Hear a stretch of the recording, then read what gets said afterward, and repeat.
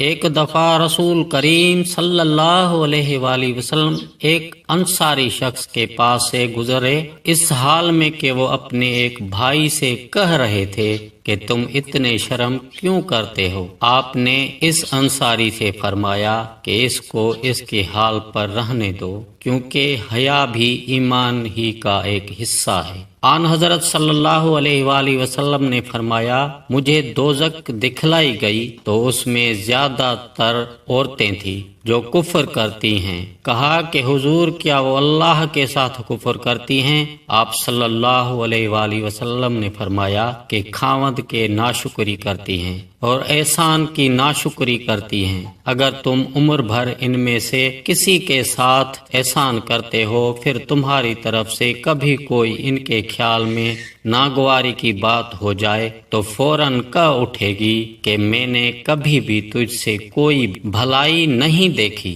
میں اس شخص حضرت علی رضی اللہ عنہ کے مدد کرنے کو چلا، راستے میں مجھ کو ابو بکر ملے، پوچھا کہاں جاتے ہو؟ میں نے کہا اس شخص حضرت علی رضی اللہ عنہ کی مدد کرنے کو جاتا ہوں۔ ابو بکر نے کہا اپنے گھر کو لوٹ جاؤ، میں نے آن حضرت صلی اللہ علیہ وآلہ وسلم سے سنا ہے، آپ فرماتے تھے جب دو مسلمان اپنی اپنی تلواریں لے کر بڑھ جائیں تو قاتل اور مقتول دونوں دوزخی ہیں۔ میں نے عرض کیا یا رسول اللہ، قاتل تو خیر ضرور دوزخی ہونا چاہیے، مقتول کیوں؟ فرمایا وہ بھی اپنے ساتھی کو مار ڈالنے کی حرص رکھتا تھا، موقع پاتا تو اسے ضرور قتل کر دیتا، دل کے عزم صمیم پر وہ دوزخی ہوا۔ آپ صلی اللہ علیہ وآلہ وسلم نے فرمایا کہ جو شخص اللہ کی راہ میں جہاد کے لیے نکلا، اللہ اس کا ضامن ہو گیا۔ اللہ تعالیٰ فرماتا ہے اس کو میری ذات پر یقین